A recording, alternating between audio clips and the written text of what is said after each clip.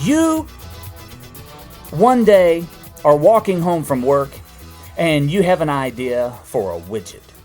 And when you get home, you eat dinner and all, and afterwards you are working out in your garage because you're going to bring this idea to fruition.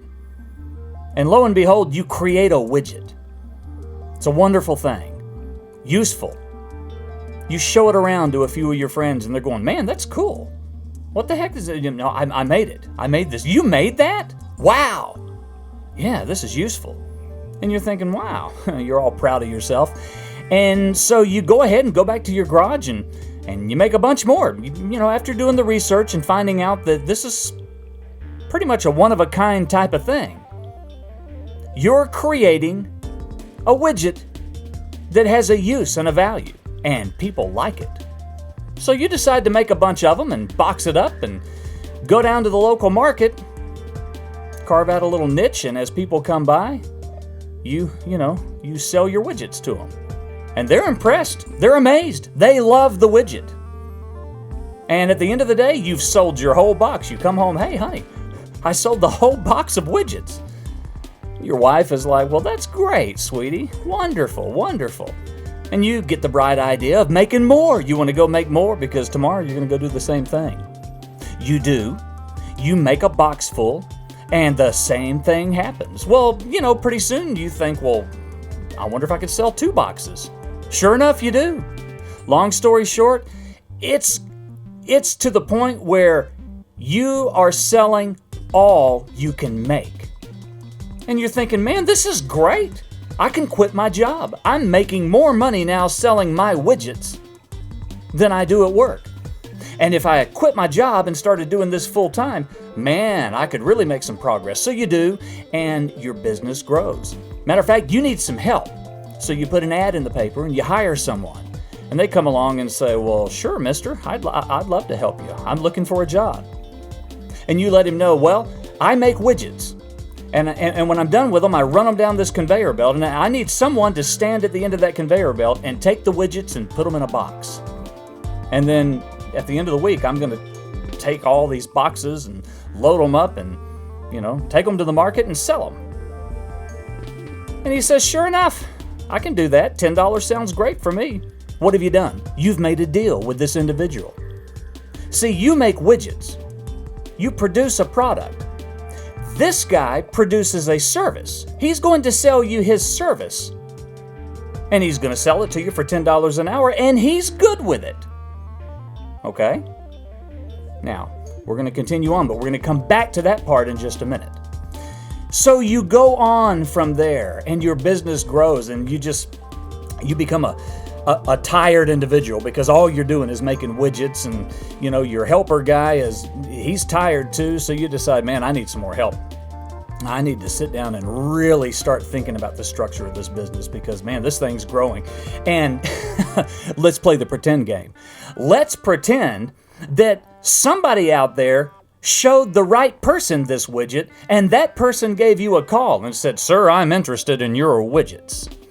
And we believe we can sell a lot of those things. What are your capabilities? And you're thinking, well, I operate out of my garage. That's probably not enough. I don't know. It's a rather large account. Call me when you're a little bigger. And so you say, well, what do you mean bigger? Well, this would be a national account. You'd have to ship out a train load full of widgets every week. And you're thinking, my gosh, you would buy a train load of widgets from me?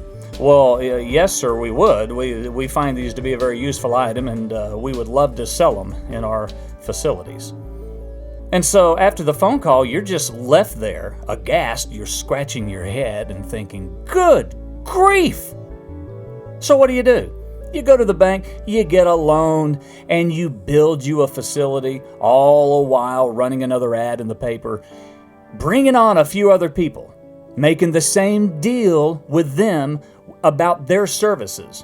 Long story short, after 5 years or so, you're operating on a 10-acre piece of land out there in a 5,000 square foot building with machines and conveyor belts and say 500 employees. Well, what the heck? You've got an ongoing enterprise. You're rich. Obviously, you got that big account, and now you've gotten several other big accounts. And your widget idea has made you rich. What's wrong with that?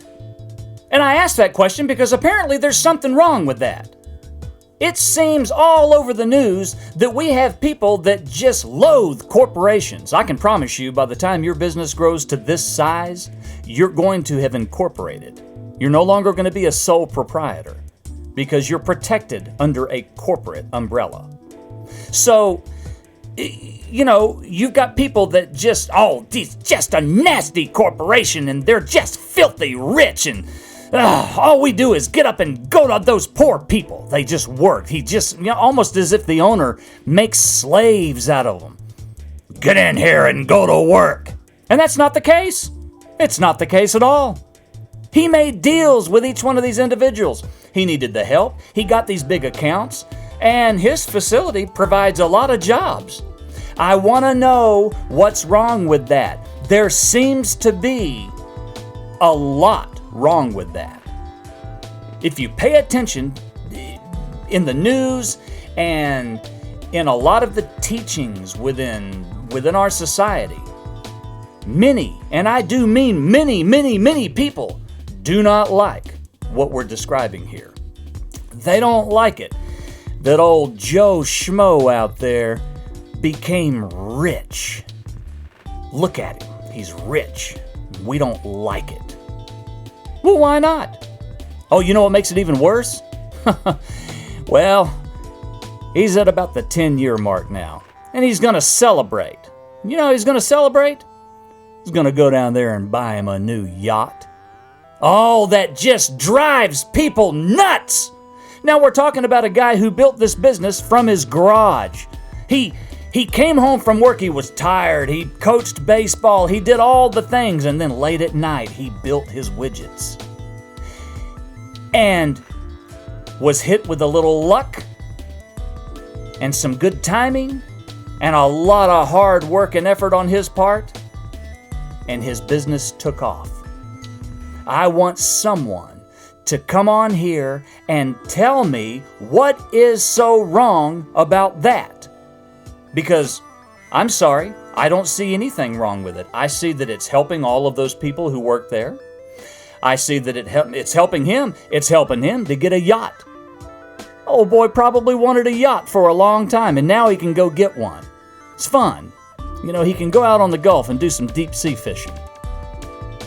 I understand. There's probably a lot of other people. Well, of course he can. We can't, but he can.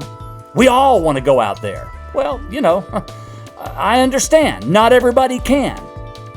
But if you work hard and build a business and let it grow, well, what's wrong with that? I want you to post it in the comment area below, and also log on to TomZom.com and write a little something in the forum down at the bottom of the webpage there. And hey, we're trying to build a chat room, so log into the chat room as well. We're going to talk about interesting things every day between now and the elections. Have a good day, folks. I'll see you tomorrow with yet another one.